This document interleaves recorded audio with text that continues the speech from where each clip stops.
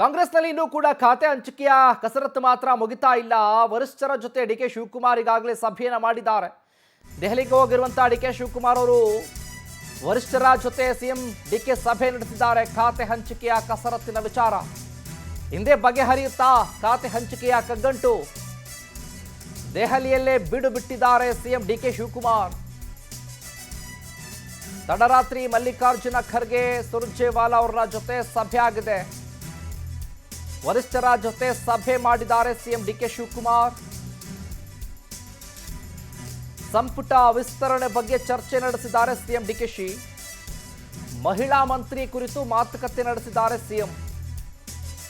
ಸಂಪುಟ ವಿಸ್ತರಣೆ ಗೊಂದಲ ಬಗೆಹರಿಸಬೇಕು ಅನ್ನೋ ಲೆಕ್ಕಾಚಾರದಲ್ಲಿ ಮಾತುಕತೆ ಆಗಿದೆ.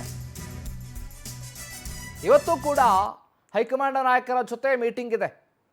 ಕಾಂಗ್ರೆಸ್ನಲ್ಲಿ ಈಗಾಗಲೇ ಡಿ ಕೆ ಸಚಿವ ಸಂಪುಟದಲ್ಲಿ ಎಲ್ಲವೂ ಕೂಡ ಮುಗೀತು ಅನ್ನುವಂಥ ವಿಚಾರ ಇತ್ತು. ಕೊನೆ ಹಂತ ತಲುಪಿದ್ರು. ಖಾತೆ ಹಂಚಿಕೆ ಆಗಬೇಕಾಗಿತ್ತು ಅಷ್ಟೇ. ಆದರೆ ಅಸಮಾಧಾನ ಭುಗಿಲೆದ್ದಿತ್ತು. ಸಚಿವ ಸ್ಥಾನ ಕೈತಪ್ಪಿದಂಥ ಆಕಾಂಕ್ಷಿಗಳು ನೇರವಾಗಿ ವಾಗ್ದಾಳಿನ ಮುಂದುವರೆಸಿದ್ರು. ಹಾಗಾಗಿ ಮತ್ತೆ ಬದಲಾವಣೆ ಆಗುತ್ತೆ ಅನ್ನುವಂಥ ಲೆಕ್ಕಾಚಾರದ ಚರ್ಚೆಗಳಂತೂ ಇದೆ. ಇದೇ ಸಂದರ್ಭ ಡಿ ಕೆ ಶಿವಕುಮಾರ್ ದೆಹಲಿಯಲ್ಲೇ ಕೂಡ ಬೀಡು ಬಿಟ್ಟಿದ್ದಾರೆ. ವರಿಷ್ಠರ ಜೊತೆ ಚರ್ಚೆಯನ್ನು ಮಾಡ್ತಾ ಇದ್ದಾರೆ.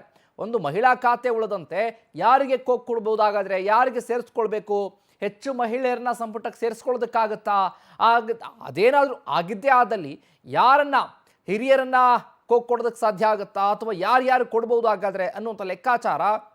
ಇದರ ಜೊತೆಗೆ ಈಗ ಸಚಿವ ಸ್ಥಾನ ಬೇಕೇ ಬೇಕು ಅಂತ ಕೆಲವರು ಡಿಮ್ಯಾಂಡನ್ನು ಇಟ್ಟಿದ್ದಾರಲ್ಲ, ಈ ಲೆಕ್ಕಾಚಾರದಲ್ಲೂ ಕೂಡ ಹೈಕಮಾಂಡ್ ಜೊತೆ ಚರ್ಚೆಯನ್ನು ಮಾಡಿ ಒಂದು ಒಮ್ಮತದ ತೀರ್ಮಾನವನ್ನು ತೆಗೆದುಕೊಳ್ಬೇಕಾಗತ್ತೆ. ಒಂದು ಸುತ್ತಿನ ಮಾತುಕತೆ ಈಗಾಗಲೇ ಕೂಡ ಆಗಿದ್ರೂ ಕೂಡ ಇವತ್ತು ಮತ್ತೊಂದು ಸುತ್ತಿನ ಮಾತುಕತೆಯನ್ನು ಆಗುತ್ತೆ. ಫೈನಲನ್ನು ಮಾಡ್ಕೊಂಡು ಬರ್ತಾರೆ ಮುಖ್ಯಮಂತ್ರಿ ಡಿ ಕೆ ಶಿವಕುಮಾರ್ ಅವರು. ಇಲ್ಲಿ ಸಮಯಾವಕಾಶ ಅಷ್ಟೊಂದಿಲ್ಲ. ಇನ್ನಿರೋದೇ ಕೇವಲ 2 ವರ್ಷ. 2 ವರ್ಷದಲ್ಲಿ ಇದೇ ರೀತಿಯಾಗಿ ಸಮಸ್ಯೆಗಳೇ ಕೂಡ ಬಗೆಹರಿಸ್ಕೊಂಡು ಹೋಗ್ತಾ ಇದ್ರೆ ಅಭಿವೃದ್ಧಿ ಮಾಡೋದು ಯಾವಾಗ? ಇನ್ನು ಇದರ ಜೊತೆಗೆ ಮುಂಬರುವಂಥ ಚುನಾವಣಾ ದೃಷ್ಟಿಯಿಂದ ಕೆಲಸ ಮಾಡೋದು ಯಾವಾಗ? ಇದರ ಜೊತೆಗೆ ರಾಜ್ಯದಲ್ಲಿ ಬರ ಆವರಿಸ್ಕೊಂಡಿದೆ, ಇದ್ರ ಬಗ್ಗೆ ತಲೆ ಕೆಡಿಸ್ಕೊಳ್ಳೋದು ಯಾವಾಗ? ರೈತರ ಕಷ್ಟ ಸುಖವನ್ನು, ಸಾರ್ವಜನಿಕರ ಕಷ್ಟ ಸುಖವನ್ನು ಆಲಿಸೋದು ಯಾವಾಗ? ಈ ರೀತಿಯ ಪ್ರಶ್ನೆಗಳೇ ಉದ್ಭವಿಸಿದಾವೆ ಹೊರತು ಕಾಂಗ್ರೆಸ್ನಲ್ಲಿ ಸದ್ಯದ ಮಟ್ಟಿಗೆ ಎಲ್ಲವೂ ಕೂಡ ಸರಿ ಇದೆ, ಆದರೂ ಯಾವುದೂ ಸರಿ ಇಲ್ಲ ಅನ್ನೋ ಹಾಗೆ ಇದೆ. ಒಂದು ಕಡೆ ಶಾಂತ ರೀತಿಯಲ್ಲೇ ಇದ್ದಾರೆ. ಒಳಗೊಳಗೆ ತಮ್ಮ ಪಕ್ಷದ ವಿರುದ್ಧನೇ ಕೂಡ ಕತ್ತಿ ಮಸಿಯುವಂಥ ಅವರು ಹೆಚ್ಚಾಗ್ತಾ ಇದ್ದಾರೆ ವಿನಃ ಸಮಸ್ಯೆಗಳು ಕೂಡ ಇತ್ಯರ್ಥ ಆಗ್ತಾ ಇಲ್ಲ. ಇದೆಲ್ಲದರ ಜವಾಬ್ದಾರಿ ಮುಖ್ಯಮಂತ್ರಿ ಡಿ ಕೆ ಶಿವಕುಮಾರ್ ಅವರಿಗೆ ಹೆಗಲ ಮೇಲಿದೆ. ಇವೆಲ್ಲವನ್ನು ಕೂಡ ಯಾವ ರೀತಿಯಾಗಿ ನಿಭಾಯಿಸ್ತಾರೆ ಅನ್ನೋಂಥ ಪ್ರಶ್ನೆ ಇದೆ. ಒಂದಾದ ಮೇಲೆ ಒಂದು ಸಮಸ್ಯೆಗಳು ಈಗ ಡಿ ಕೆ ಶಿವಕುಮಾರ್ ಅವರ ಕೊರಳಿಗೆ ಸುತ್ತಕೊಳ್ತಾ ಇದೆಯಲ್ಲ, ಇದನ್ನು ಒಂದು ಬಿಡಿಸ್ಕೊಳ್ತಾ ಇದ್ರೆ ಮತ್ತೊಂದು ಶುರುವಾಗ್ತಾ ಇದೆ. ಇಂಥ ಸಂದರ್ಭದಲ್ಲಿ ಹೈಕಮಾಂಡ್ ನಾಯಕರು ಯಾವ ತೀರ್ಮಾನ ತೆಗೆದುಕೊಳ್ತಾರೆ? ಈಗಾಗಲೇ ಡಿ ಕೆ ಸಂಪುಟಕ್ಕೆ ಸಚಿವರ ಆಯ್ಕೆ ಮಾಡುವಂಥ ವಿಚಾರ ಇತ್ತಲ್ಲ, ಇಲ್ಲಿ ಎಡವಿತ್ತ ಹಾಗಾದರೆ ಹೈಕಮಾಂಡ್ ಯಾರ್ಯಾರಿಗೋ ಕೂಡ ಕೊಟ್ಟು ಸಚಿವ ಸ್ಥಾನವನ್ನು ಇಕ್ಕಟ್ಟಿಗೆ ಸಿಲುಕಿದ್ಕೊಂಡ್ರೆ ಹೈಕಮಾಂಡ್ ಹಾಗಾದರೆ ಇದು ಎಲ್ಲ ಒಂದು ಕಡೆ ಮುಂಬರುವಂಥ ಚುನಾವಣೆಗಳ ಮೇಲೆ ಕೆಟ್ಟ ರೀತಿಯ ಪರಿಣಾಮ ಬೀರುತ್ತಾ ಹಾಗಾದರೆ? ಈ ರೀತಿಯ ಪ್ರಶ್ನೆಗಳು ಸಹಜವಾಗಿ ಕಾಂಗ್ರೆಸ್ನಲ್ಲಿ ಕಾಡ್ತಾ ಇದೆ. ಇದೇ ವಿಚಾರಕ್ಕೆ ಸಂಬಂಧಪಟ್ಟ ಹಾಗೆ ಹೆಚ್ಚಿನ ಅಪ್ಡೇಟ್ಸ್ ಅನ್ನು ಕೊಡ್ತಾರೆ ನಮ್ಮ ದೆಹಲಿಯ ಪ್ರತಿನಿಧಿ ಸಂತೋಷ್ ಹೊಸಹಳ್ಳಿ. ಲೈವ್ ನಲ್ಲಿ ಜಾಯ್ನ್ ಆಗ್ತಿದ್ದಾರೆ. ನೋಡ್ತಾ ಇದ್ದೀವಿ ಸಂತೋಷ್, ಈಗಾಗಲೇ ಕೂಡ ಕಾಂಗ್ರೆಸ್ನಲ್ಲಿ ಇದು ಖಾತೆ ಹಂಚಿಕೆ ಆಗಿದ್ರೂ ಕೂಡ ಗೊಂದಲ ಮಾತ್ರ ಬಗೆಹರಿತಾ ಇಲ್ಲ. ಮತ್ತೆ ಡಿ ಕೆ ದೆಹಲಿಗೆ ಪ್ರಯಾಣವನ್ನು ಬೆಳೆಸಿದ್ದಾರೆ. ಸಭೆ ಆಗಿದೆ, ಸಭೆಯಲ್ಲೂ ಕೂಡ ಚರ್ಚೆ ಆಗಿದೆ. ಮತ್ತೊಂದು ಸುತ್ತಿನ ಸಭೆಗೆ ನಿರ್ಧಾರ ಕೂಡ ಮಾಡಲಾಗಿದೆ. ಈ ವಿಚಾರಕ್ಕೆ ಸಂಬಂಧಪಟ್ಟ ಹಾಗೆ ಅಪ್ಡೇಟ್ಸ್ ಕೊಡೋದಾದ್ರೆ. Very good morning Shivakumar. ಮುಖ್ಯವಾಗಿ ಗಮನಿಸಬೇಕಾಗಿರುವಂತಹ ವಿಚಾರ, ನಿನ್ನೆ ದೆಹಲಿಗೆ ಆಗಮಿಸಿದಂತಹ ಮುಖ್ಯಮಂತ್ರಿ ಡಿ ಕೆ ಶಿವಕುಮಾರ್ ನೇರವಾಗಿ ಎಐಸಿಸಿ ಅಧ್ಯಕ್ಷ ಮಲ್ಲಿಕಾರ್ಜುನ್ ಖರ್ಗೆ ಅವರನ್ನ ಭೇಟಿ ಆಗ್ತಾರೆ. ಸುಮಾರು 1 ಗಂಟೆಗಳ ಕಾಲ ಸಂಪುಟ ಈಗಾಗಲೇ ಇನ್ನೇನು ಕೊನೆಯ ಹಂತವನ್ನು ಕೂಡ ವಿಸ್ತರಣೆಗೆ ತಲುಪಿರುವಂತದ್ದು. ಆದ್ರೆ ಒಂದು ಸಚಿವ ಸ್ಥಾನವನ್ನ ಬಾಕಿ ಉಳಿಸಿಕೊಂಡಿರುವಂತದ್ದು.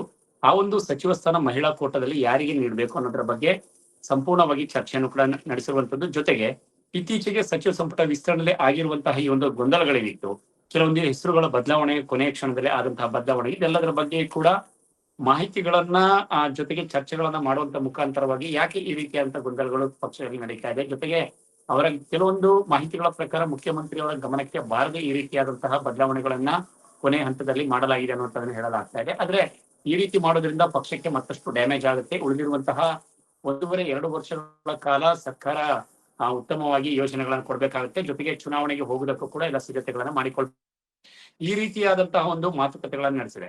ಆದ್ರೆ ಖಾಲಿ ಉಳಿದಿರುವಂತಹ ಮಹಿಳಾ ಕೋಟಾದಲ್ಲಿ ಯಾವ ಒಬ್ಬ ಮಹಿಳೆಯನ್ನ ಆಯ್ಕೆ ಮಾಡಬೇಕಾಗುತ್ತೆ, MLC ಅಥವಾ MLA ಇಬ್ಬರಲ್ಲಿ ಯಾರಿಗೆ ಮಣೆಯನ್ನ ಹಾಕ್ಬೇಕು ಅನ್ನೋದ್ರ ಬಗ್ಗೆ ಕೂಡ ಚರ್ಚೆಯನ್ನ ಮಾಡಲಾಗಿದೆ. ಅದಾದ ಬಳಿಕ ತಡರಾತ್ರಿ ರಣದೀಪ್ ಸಿಂಗ್ ಸುರ್ಜೇವಾಲಾ ರಾಜ್ಯ ಕಾಂಗ್ರೆಸ್ ಉಸ್ತುವಾರಿ ಸುಮಾರು 12:30 1:30 ಗಂಟೆಗಳ ಕಾಲ ಸುಮಾರು 1:30 ಗಂಟೆಗಳ ಕಾಲ ಅವರ ಮನೆಯಲ್ಲಿ ಚರ್ಚೆ ನಡೆಸಲಾಗಿದೆ. ಅಂದ್ರೆ ಖಾತೆ ಹಂಚಿಕೆ ಕೂಡ ಈಗಾಗಲೇ ಚರ್ಚೆಯನ್ನು ನಡೆಸಿ ಇವತ್ತು ಸಂಜೆ ಒಳಗಡೆ ಅಧಿಕೃತವಾಗಿ ಎಲ್ಲ ಈಗಾಗಲೇ ಪ್ರಮಾಣವಚನ ಸ್ವೀಕಾರ ಮಾಡಿರುವಂತಹ ಸಚಿವರೇನಿದ್ದಾರೆ ಅವರೆಲ್ಲರಿಗೂ ಕೂಡ ಖಾತೆಯನ್ನ ಹಂಚಿಕೆಯನ್ನು ಮಾಡುವ ಕುರಿತಾಗಿ ಕೂಡ ಚರ್ಚೆ ನಡೆಸಲಾಗಿದೆ ಅನ್ನುವಂಥದ್ದನ್ನ ಹೇಳಲಾಗ್ತಾ ಇದೆ.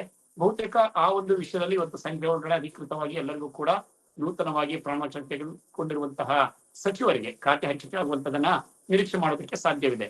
ಇನ್ನು ಉಳಿದಂತೆ ಮಹಿಳಾ ಕೋಟಾದಲ್ಲಿ ಸಚಿವೆಯನ್ನಾಗಿ ಯಾರನ್ನ ಮಾಡ್ಬೇಕು ಅನ್ನೋ ವಿಚಾರದಲ್ಲಿ ಈಗಾಗಲೇ ಇಬ್ಬರ ಮಾತುಕತೆಯನ್ನ ನಡೆಸಿರುವಂತದ್ದು ಮಲ್ಲಿಕಾರ್ಜುನ್ ಖರ್ಗೆ, ರಣದೀಪ್ ಸಿಂಗ್ ಸುರ್ಜೇವಾಲಾ. ಈಗ ಕೆಲ ಕ್ಷಣಗಳ ಹಿಂದಷ್ಟೇ ವೇಣುಗೋಪಾಲ್ ಅವರ ನಿವಾಸಕ್ಕೆ ಮುಖ್ಯಮಂತ್ರಿ ಸಿದ್ದರಾಮಯ್ಯ DK ಶಿವಕುಮಾರ್ ಹೋಗಿದ್ದಾರೆ ಅನ್ನುವಂತ ಹೇಳಲಾಗ್ತದೆ. ಸುಮಾರು ಅಲ್ಲೂ ಕೂಡ ಅವ್ರ ಜೊತೆ ಮಾತುಕತೆಯನ್ನ ನಡೆಸಿ ಅದಾದ ಬಳಿಕ ಮತ್ತೆ ಬೆಂಗಳೂರಿಗೆ ತಮ್ಮ ಪ್ರಯಾಣವನ್ನ ಬೆಳೆಸುವಂತದನ್ನ ಈಗಾಗಲೇ ಕಾರ್ಯಕ್ರಮ ಹಾಕಿಕೊಂಡಿರುವಂತದ್ದು. ಶಿವಕುಮಾರ್, ಥ್ಯಾಂಕ್ ಯು ಸಂತೋಷ್ ನಿಮ್ಮೆಲ್ಲ ಮಾಹಿತಿಗಾಗಿ. ಇನ್ನು ಸಚಿವ ಸಂಪುಟದಲ್ಲಿ ಇಬ್ಬರು ಸಚಿವರಿಗೆ ಕಾದಿದ್ಯಾ ಶಾಕ್ ಅನ್ನುವಂಥ ಪ್ರಶ್ನೆ. ಹಿರಿಯ ಶಾಸಕರಿಗೆ ಮಣೆ ಹಾಕೋದಕ್ಕೆ ಹೈಕಮಾಂಡ್ ಪ್ಲಾನ್ ಮಾಡ್ತಾ ಹಾಗಾದ್ರೆ DK ಶಿವಕುಮಾರ್ ಅವರ ಸಚಿವ ಸಂಪುಟದಲ್ಲಿ ಇಬ್ಬರು ಸಚಿವರಿಗೆ ಹಿರಿಯ ಶಾಸಕರಿಗೆ ಮಣೆ ಹಾಕೋದಕ್ಕೆ ಹೈಕಮಾಂಡ್ ಪ್ಲಾನ್ ಮಾಡಿಕೊಂಡಿದೆ. ಇನ್ನು ಬಂಡಾಯ ಶಮನಕ್ಕೆ ಹೈಕಮಾಂಡ್ ಮೊರೆ ಹೋಗಿದ್ದಾರೆ ಸಿಎಂ. ನಿನ್ನೆ ರಾತ್ರಿ ಖರ್ಗೆ ಮತ್ತು ಸುರ್ಜೇವಾಲಾ ಭೇಟಿ ಮಾಡಿ ಸಿಎಂ ಚರ್ಚೆ ನಡೆಸಿದ್ದಾರೆ. ಎಂ ಕೃಷ್ಣಪ್ಪ ಅವರಿಗೆ ಸಚಿವ ಸ್ಥಾನ ನೀಡೋ ಬಗ್ಗೆ ಚರ್ಚೆ ಮಾಡಿದ್ದಾರೆ ಸಿಎಂ. ಮಾಗಡಿ ಬಾಲಕೃಷ್ಣ ರಾಜೀನಾಮೆ ಕೊಡಿಸೋ ಬಗ್ಗೆ ಚರ್ಚೆ ಆಗಿದೆ. ಹೈಕಮಾಂಡ್ ನಿರ್ಧಾರದ ಮೇಲೆ ನಿಂತಿದೆ ನಾಗೇಂದ್ರ. ಮಂತ್ರಿ ಭವಿಷ್ಯ ನಾಗೇಂದ್ರಗೆ ಈಗ ಸಂಕಷ್ಟ. ಇಡೀ ಸಂಕಷ್ಟದ ಬಗ್ಗೆಯೂ ಕೂಡ ಚರ್ಚೆ ಆಗ್ತಾ ಇದೆ ಎಂದು ರಾಹುಲ್ ಗಾಂಧಿ ಭೇಟಿಗೆ ಮುಂದಾಗಿದ್ದಾರೆ ಸಿಎಂ DK ಶಿವಕುಮಾರ್. ರಾಹುಲ್ ಒಪ್ಕೊಂಡ್ರೆ ಇಬ್ಬರು ಸಚಿವರನ್ನ ಕೈ ಬಿಡೋದು ಪಕ್ಕಾ, ಇದು ನೋ ಡೌಟ್. ಒಂದು ಕೃಷ್ಣಪ್ಪ ಅವರಿಗೆ ಸ್ಥಾನ ಕೊಡಬೇಕು ಅಂತ ಅಂದ್ರೆ ಒಕ್ಕಲಿಗ ಸಮುದಾಯದಲ್ಲೇ ಒಬ್ಬರು ರಾಜೀನಾಮೆನ ಕೊಡಬೇಕಾಗತ್ತೆ. ಆ ಒಕ್ಕಲಿಗ ನಾಯಕ ಯಾರು? ನೂತನ ಸಚಿವರಾಗಿರುವಂಥ ಬಾಲಕೃಷ್ಣ ಅವ್ರಿಗೆ ರಾಜೀನಾಮೆನ ಕೊಡಿಸ್ಬೇಕು ಅನ್ನುವಂಥ ಲೆಕ್ಕಾಚಾರ. ಯಾಕಪ್ಪ ಅಂತ ಅಂದ್ರೆ DK ಶಿವಕುಮಾರ್ ಹೇಳಿದ್ರೆ ಅವರು ಯಾವುದೇ ರೀತಿಯ ಮುಲಾಜಿಲ್ಲದೆ ಹೆಚ್ಚು ಮಾತನಾಡದೆ ಏನೂ ಕೂಡ ತಿರುಗಿ ಹೇಳದೆ ಸುಮ್ಮನೆ ರಾಜೀನಾಮೆ ಕೊಡ್ತಾರೆ, ಸಮಸ್ಯೆನ ಬಗೆಹರಿಸ್ಕೊಳ್ಬೋದು ಅನ್ನುವಂಥ ಲೆಕ್ಕಾಚಾರ. ಇದರ ಜೊತೆಗೆ ನಾಗೇಂದ್ರ ಅವ್ರಿಗೂ ಕೂಡ ಈಗ ರಾಜೀನಾಮೆನ ಕೊಡಿಸ್ಬೇಕು ಅನ್ನುವಂಥದ್ದು ವಿರೋಧ ಪಕ್ಷದವರ ಆಗ್ರಹ ಜೋರಾಗಿದೆ. ಸದನದಲ್ಲಿ ಇದೇ ವಿಚಾರವನ್ನು ಇಟ್ಕೊಂಡು ಸದನ ನಾವು ನಡೆಸೋದಕ್ಕೆ ಬಿಡೋದೇ ಇಲ್ಲ ಅನ್ನುವಂಥ ಆಗ್ರಹ ಮಾಡಿದ್ದಾರೆ. ಇದರ ಜೊತೆಗೆ ಇಡೀ ಸಂಕಷ್ಟ ಎದುರಾಗುವಂಥ ಸಾಧ್ಯತೆ ಈಗಲೇ ಎಚ್ಚೆತ್ಕೊಂಡ್ರೆ ಒಳ್ಳೇದಾಗುತ್ತೆ ಅನ್ನುವಂಥ ಲೆಕ್ಕಾಚಾರದಲ್ಲಿ ಇದೇ ವಿಚಾರಕ್ಕೆ ಸಂಬಂಧಪಟ್ಟ ಹಾಗೆ ಮತ್ತಷ್ಟು ಅಪ್ಡೇಟ್ಸ್ ಅನ್ನ ಕೊಡ್ತಾರೆ ನಮ್ಮ ಪ್ರತಿನಿಧಿ ಆನಂದ್. ಲೈವ್ನಲ್ಲಿ ಜಾಯ್ನ್ ಆಗ್ತಿದ್ದಾರೆ. ಆನಂದ್ ನೋಡ್ತಾ ಇದ್ದೀವಿ, ದೂರವಾಣಿ ಮೂಲಕ ಜಾಯ್ನ್ ಆಗ್ತಾ ಇದ್ದಾರೆ. ಆನಂದ್ ನೋಡ್ತಾ ಇದ್ದೀವಿ, ಗಮನಿಸ್ತಾ ಇದ್ದೀವಿ. ಈಗಾಗಲೇ ಕೂಡ ಕಾಂಗ್ರೆಸ್ನಲ್ಲಿ ಈಗ ಸಚಿವ ಸ್ಥಾನವನ್ನ ಕೊಡಲೇಬೇಕು ಅಂತ ಆಗ್ರಹ ಮಾಡ್ತಿದ್ದಾರೆ ಒಂದು ಕಡೆ, ಇನ್ನೊಂದು ಕಡೆ ರಾಜೀನಾಮೆಯನ್ನ ಕೊಡಿಸೋದು ಯಾರಿಗೆ ಅನ್ನುವಂಥ ಪ್ರಶ್ನೆ ಇನ್ನೊಂದು ಕಡೆ. ಇಂಥ ಸಂದರ್ಭದಲ್ಲಿ ಇಕ್ಕಟ್ಟಿಗೆ ಸಿಲುಕಿಕೊಂಡಿರುವಂಥ DK ಶಿವಕುಮಾರ್ ಅವರು ಏನು ತೀರ್ಮಾನ ತೆಗೆದುಕೊಳ್ತಾರೆ, ಹೈಕಮಾಂಡ್ ನಾಯಕರು ಏನು ಹೇಳ್ತಾರೆ ಅನ್ನುವಂಥ ಚರ್ಚೆ ಇದೆ. ಈ ವಿಚಾರಕ್ಕೆ ಅಪ್ಡೇಟ್ಸ್ ಕೊಡೋದಾದ್ರೆ ಶಿವಕುಮಾರ್, ಪ್ರಮುಖವಾಗಿ ಹಿರಿಯ ಶಾಸಕರ ಅಸಮಾಧಾನ ಶಮನ ಮಾಡೋದಕ್ಕೆ ಸಿಎಂ DK ಶಿವಕುಮಾರ್ ಅವರು ಮುಂದಾಗಿರ್ತಕ್ಕಂಥದ್ದು. ಹೀಗಾಗಿ ನಿನ್ನೆ ಅವರು ದೆಹಲಿಗೆ ಹೋಗಿ ರಾತ್ರಿ ಮಲ್ಲಿಕಾರ್ಜುನ್ ಖರ್ಗೆ ಹಾಗೆ ಸುರ್ಜೇವಾಲಾ ಅವರನ್ನ ಭೇಟಿ ಮಾಡಿ ಮಾತುಕತೆಯನ್ನ ನಡೆಸಿದ್ದಾರೆ. ಪ್ರಮುಖವಾಗಿ ಎಂ ಕೃಷ್ಣಪ್ಪ ಅವರಿಗೆ ಸಚಿವ ಸ್ಥಾನ ನೀಡ್ತಕ್ಕಂಥ ಒಂದು ನಿಟ್ಟಿನಲ್ಲಿ ಬಾಲಕೃಷ್ಣ ಅವರ ಒಂದು ರಾಜೀನಾಮೆ ಪಡಿತಕ್ಕಂಥ ಒಂದು ಸಾಧ್ಯತೆ ಇದೆ. ಯಾಕಂದ್ರೆ ಈಗಾಗಲೇ ಕೃಷ್ಣಪ್ಪ ಅವರು ಬಂಡಾಯ ಇದ್ದಿದ್ದಾರೆ, ಪಕ್ಷ ಬಿಡ್ತಕ್ಕಂಥ ಎಚ್ಚರಿಕೆಯನ್ನು ಕೂಡ ಅಪ್ಪ ಮಕ್ಕಳು ಕೊಟ್ಟಿರ್ತಕ್ಕಂಥದ್ದು. ಈ ಹಿನ್ನೆಲೆಯಲ್ಲಿ ಅವ್ರಿಗೆ ಒಂದು ಸಚಿವ ಸ್ಥಾನ ಕೊಡ್ತಕ್ಕಂಥ ನಿಟ್ಟಿನಲ್ಲೂ ಕೂಡ ಹೈಕಮಾಂಡ್ ಮಟ್ಟದಲ್ಲಿ ಒಂದು ಚರ್ಚೆ ನಡೆದಿದೆ. ಮತ್ತೊಂದು ಕಡೆ ನಾಗೇಂದ್ರ ಅವರ ಒಂದು ಸಚಿವ ಸ್ಥಾನಕ್ಕೂ ಕೂಡ ಈಗ ಸಂಕಷ್ಟ ಎದುರಾಗಿರ್ತಕ್ಕಂಥದ್ದು. ಯಾಕಂದ್ರೆ ಅವರು ಕೋರ್ಟ್ ಷರತ್ತು ಬದ್ಧ ಒಂದು ಜಾಮೀನು ಏನ್ ನೀಡಿತ್ತು, ಆ ಜಾಮೀನನ್ನ ಮೀರಿ ಇವರು ದೆಹಲಿಗೆ ಹೋಗಿದ್ದು ಅವರ ಒಂದು ಸಚಿವ ಸ್ಥಾನಕ್ಕೆ ಕೊಕ್ಕೆ ಬರ್ತಕ್ಕಂಥ ಒಂದು ಸಾಧ್ಯತೆಗಳಿದೆ. ಇದೇ ಅಲ್ಲದೆ ಮುಂಬರ್ತಕ್ಕಂಥ ಅಧಿವೇಶನದಲ್ಲೂ ಕೂಡ ವಾಲ್ಮೀಕಿ ನಿಗಮದ ಹಗರಣ ವಿಚಾರವನ್ನ ಪ್ರಸ್ತಾಪ ಮಾಡಿ ನಾಗೇಂದ್ರ ಅವರ ರಾಜೀನಾಮೆಗೆ ವಿಪಕ್ಷಗಳು ಪಟ್ಟಿ ಹಿಡಿಬಹುದು. ಆ ಮುಜುಗರದಿಂದ ತಪ್ಪಿಸ್ಕೊಳ್ತಕ್ಕಂಥ ಒಂದು ನಿಟ್ಟಿನಲ್ಲಿ ನಾಗೇಂದ್ರ ಅವರು ರಾಜೀನಾಮೆ ಪಡಿತಕ್ಕಂಥ ಒಂದು ಸಾಧ್ಯತೆ ಇದೆ.